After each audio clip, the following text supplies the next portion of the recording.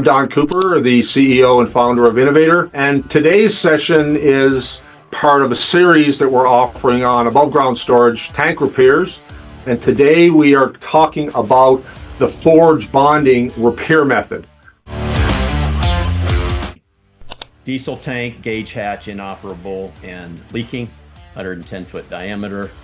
You can see the dollar savings. They made an attempt by installing a PVC pipe, large PVC pipe over the gauge hatch and filled it with polymers. You can see here it kept leaking or sprung a leak after they installed this. So we came in and we put what we call a top hat over it, which is normally, it's either a box or a top hat if we can't put a flat plate over it. So this is a top hat, and they wanted to be able to open the top and look in there. Just, I don't know, curiosity maybe. Wasn't really, a lot of times we weld the top onto it. Gasketed repair around the base, polymers.